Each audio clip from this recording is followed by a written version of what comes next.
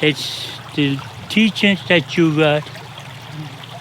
Retain them, take the roots, and plant them on another human being. That's the tobacco that you're going to be offering. This was an older way of practice where people come together and do things like prior to gathering and doing meeting their needs. For instance, like on certain days they could be coming to these sites to forage to collect certain things that grow at that particular time. Other times they would just bring their little ones to locations and explain to them how to coexist with nature, how to go out and be safe and know the plants, know the trees around them. And I think that's something that connected us with the environment. But seems now like today this environment is moving farther away from us.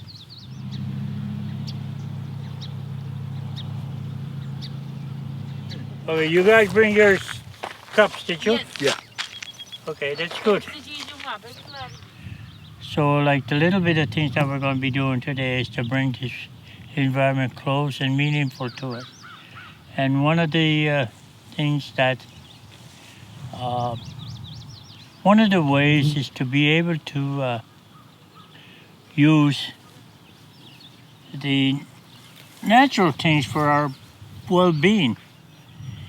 And our people never had to rely on things like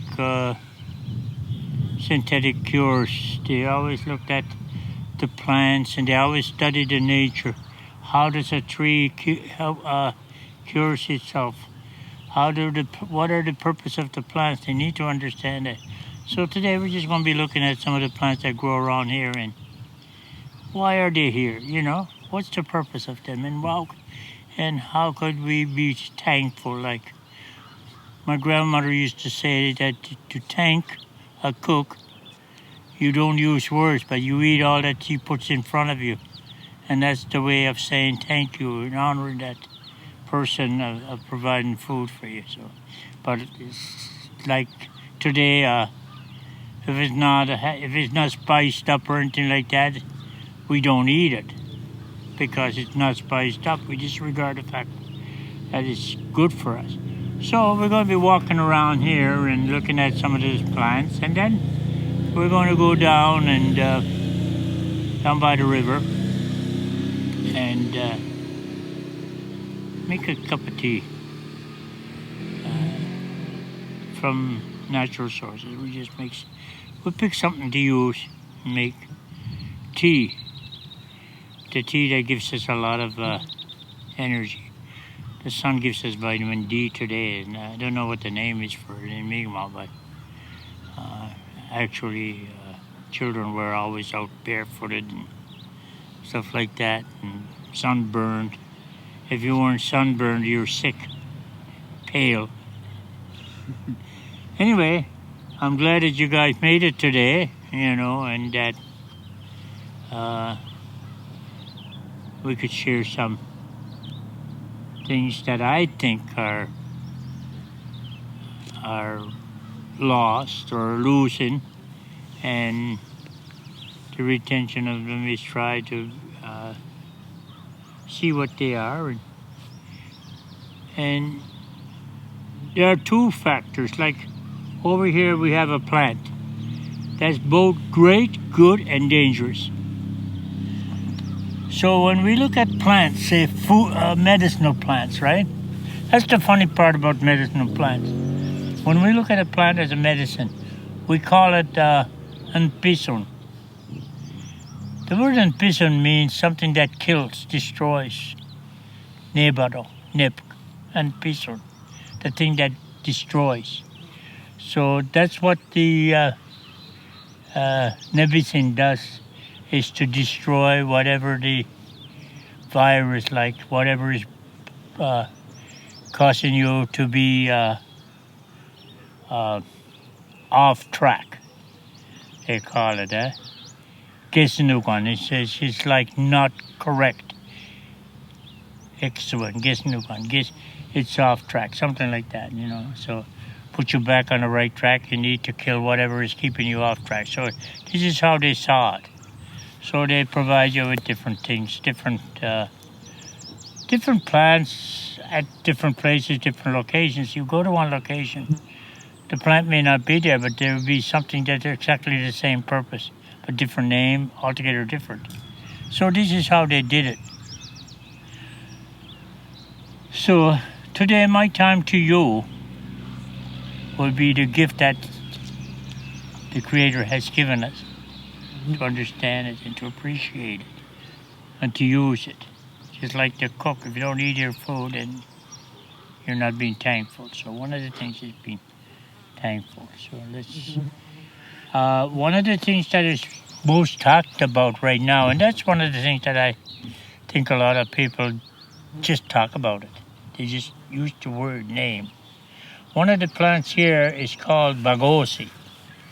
And there's a legend about Puko'si. There's a stories about Puko'si. And Puko'si was the key plant or key in pandemics, epidemics, where people were dying and suffering and having like we have the COVID today. The Puko'si was used in houses to avoid the spreading of certain viruses.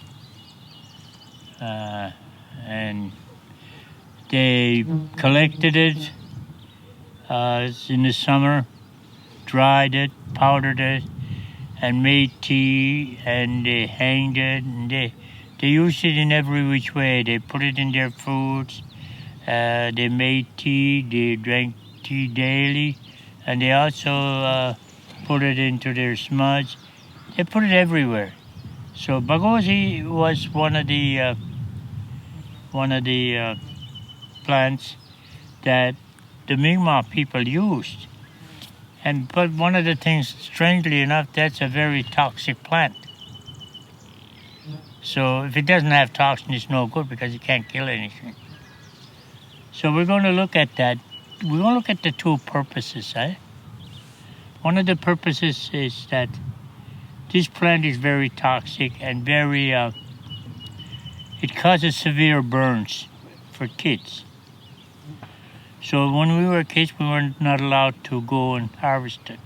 But as we got to your age, we were given an instructional way of harvesting it. And then once we know, we can be allowed to go. So today I'm going to show you what Puko'si is from here before we go there. And then how to harvest it and what to do with it. And how to save it and what to, like mostly the seasons that they're using is around April, March, May, January, February, March, April, and May. That's when they start using it.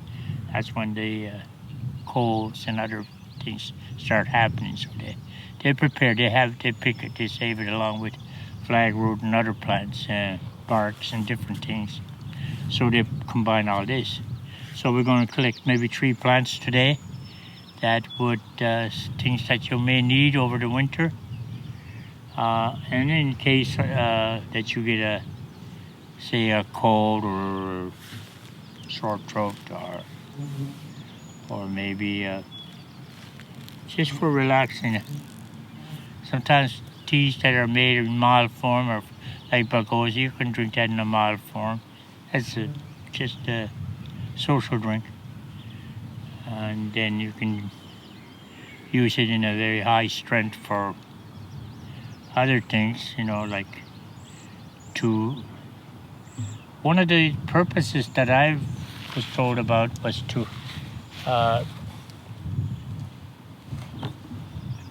see, when you're sick, you're weak, and your capability is right now. You can't eat. But Puko'si is so cold like that, it just kind of sobers you up. It kind of same effect as caffeine would have to a person that's been drinking, huh? Well, this Puko'si, it would make you wouldn't eat and you wouldn't move around, you wouldn't do these things, you wouldn't drink water. So after having a cup of Puko'si, that's momentarily gives you, sobers you up more or less to help you with the taking of food for you gotta eat. So it gives you that energy and everything to hold your food and be able to digest it and be able to eat. And that's the important thing of getting better, is that you have something in your stomach to begin the process of recovery. So at this point, I guess these horseflies are nowhere here, so we just move on. During the powwow season, the kids were playing here, so we destroyed all of it here. But there's some still back here. So what you have to do is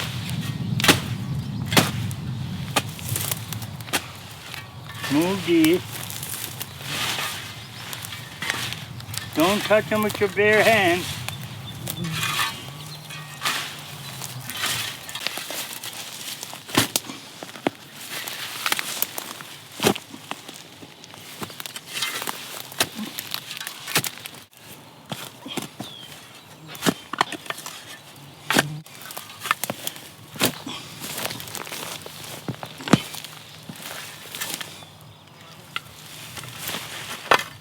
This plant is rhinestone, so they go quite a ways. So we take it out in the open. We'll go wash it.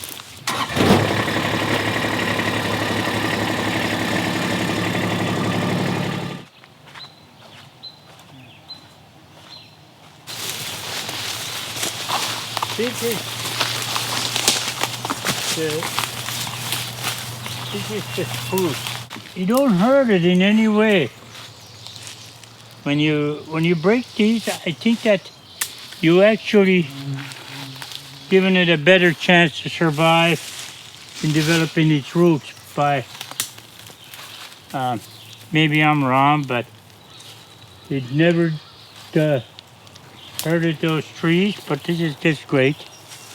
I'm just going to come here and show you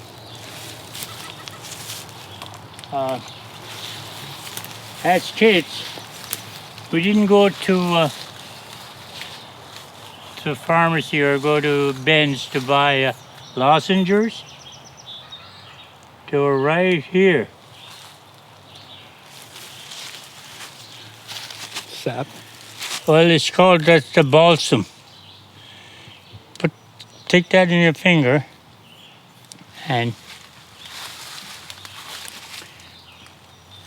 sometimes that's for your throat, lungs, and to fight infections like tuberculosis and stuff like that. So the people used to come and pick this all summer for winter supply. And they would bust. I mean, these are small, but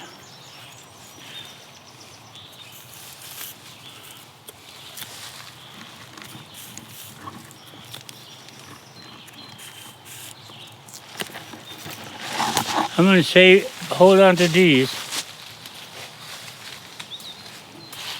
I'm going to throw them in a teapot too to make our tea a little stronger. So this tree was very essential to people. It was a must. It's just like if you go to a village and you ask, do you guys have a drugstore here? Why would you care about drugstore? Because you know that you might need some medication and stuff like that. So this was a tree that they taught us to use because it's 24/7, 12 months a year. It's same way. It does not lose it's an evergreen. It's always ready. Spring, summer, winter. Like the other trees, they dry up, they lose their sap and all that. This doesn't. And we'll go walk to the shore and maybe get some little bit of fire started.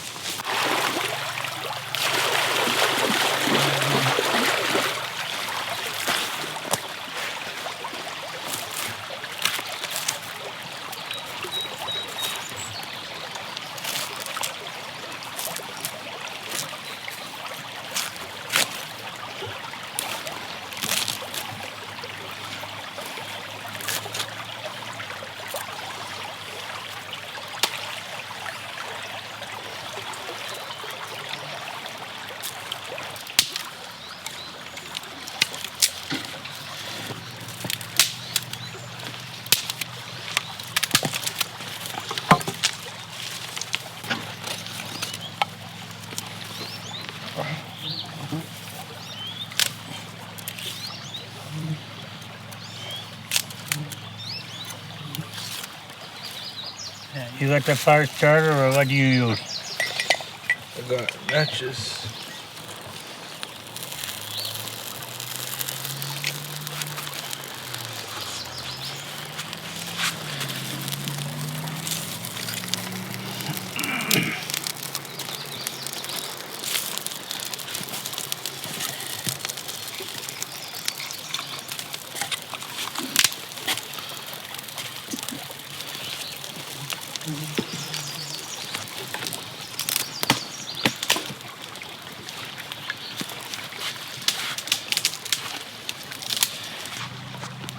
Now we need just a little piece of stick.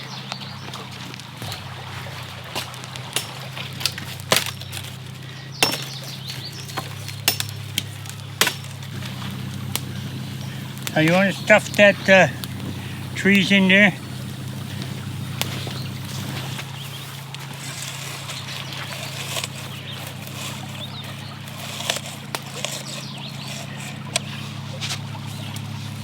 Stuff just like that.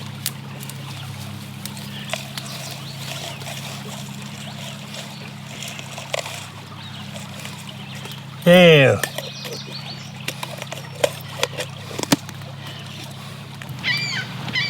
Usually I'll just make out a piece that I can put right over here. But we'll take turns.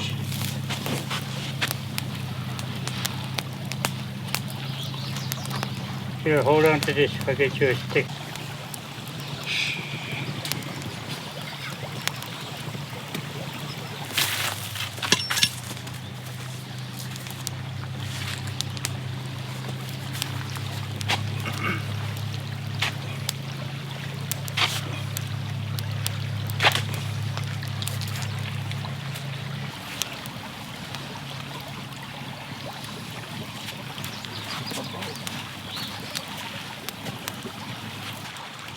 So we must be thankful to the Creator for providing us with all these beautiful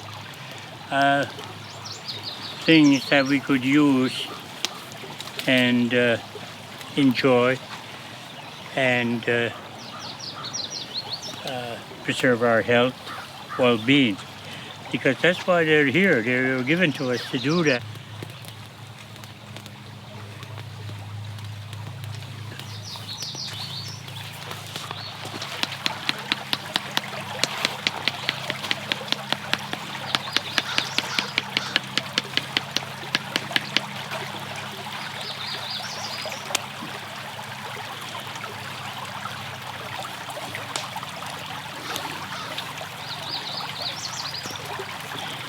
My knife is not meant for this kind of work.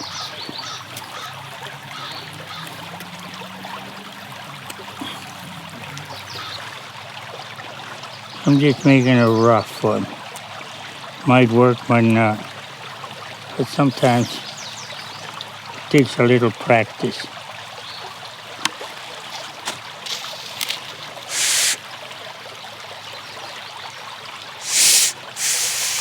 This one is not working good. Needs to be a little deeper.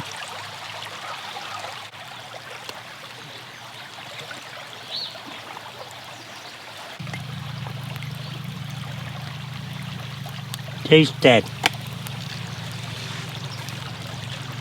Not bad?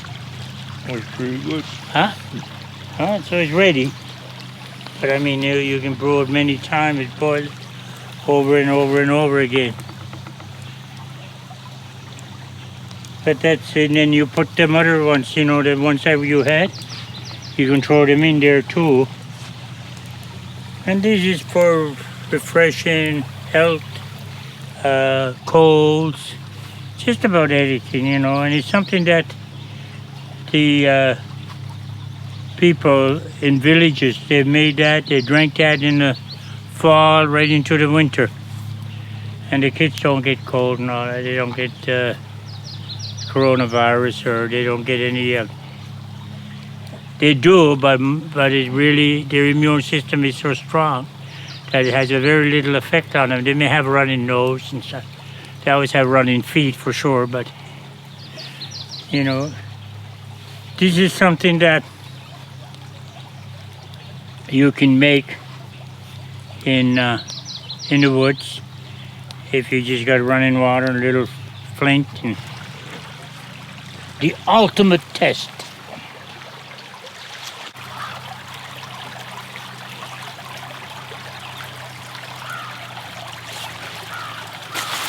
You can wash it before you put it in your mouth. Or boil, put it in, or whatever, but it's...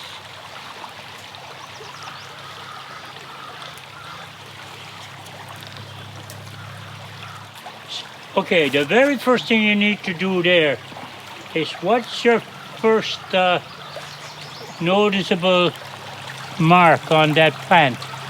What do you notice most that is predominant, profound, that you know, that you recognize that plant? The smell? Yeah, you recognize that smell. Learn that smell. So that middle of the night, your grandmother tells you, go find me, get me Puko'si. You go in there, when you find it, you smell it, you know you got it, even though you don't see it. The same with any plant. You recognize the plant, that you recognize the smell of balsam, alder. You recognize the smell. That's the one thing that each is distinct to all trees, the smell of a tree. The bark and the inner part, they have a different smell. Recognizable, and that's how people knew. They would go, that's not it. Okay, now here's a gift to you guys, to your mother, grandmother. Take home with you, and you tell them where you were, and this is what you got for them. And you give us, or in your evaluation, in your understanding, give us at least learn yourself. When you give this to your grandmothers or parents, see how they react to it.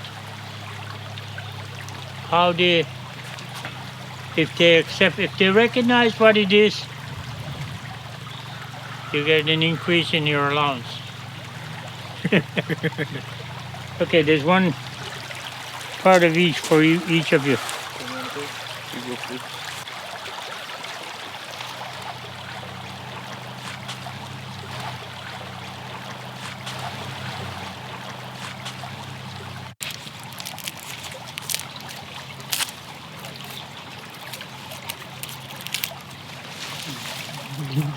And you take this inner bark, outer bark, take it out. Take it out.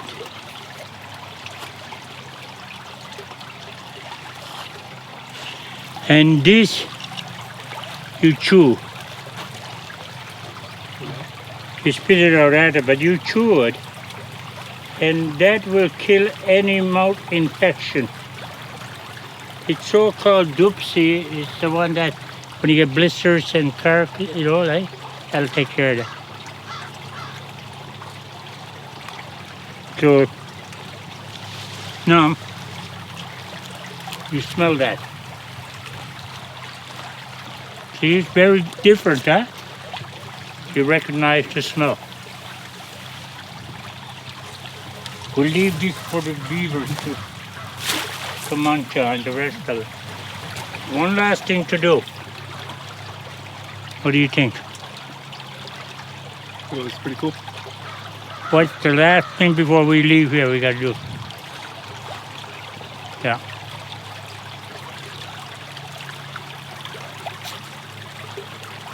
Some people say that you leave tobacco. But to me, tobacco is a teaching.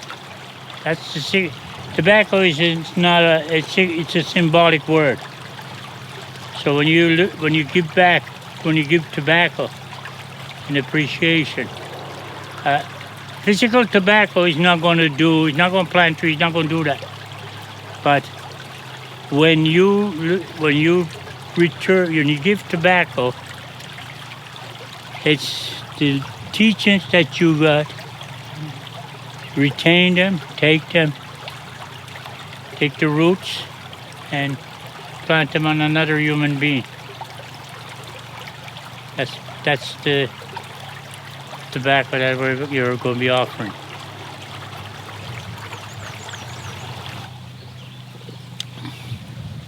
So what do you guys think? I kind of liked it. I never knew there's this kind of stuff out there that we once used to drink and eat. It's kind of experience for me, learning. I'm hoping to pass it on to my kids in the future.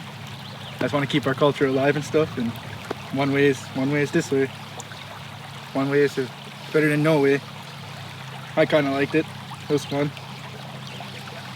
One of the great things about this is that you don't need that fancy repellent or anything like that. You're in the shade, and your smoke is the repellent, and you don't have to worry about beauty. Maybe a few flies, but... Okay, guys, I really thank you for allowing me to share some of these little things. And hopefully that when your time comes, that you have an opportunity, don't waste time. And then you know you're giving back the tobacco you've planted. Senegum, Balalio. Well, we will share this with the beaver. I am the one who walks like a king. I am the one who cares not always to win. The wars I do not care, they hurt us all. You make it so hard, you always want to win. Please believe we care and do understand. I am the one who walks like a king.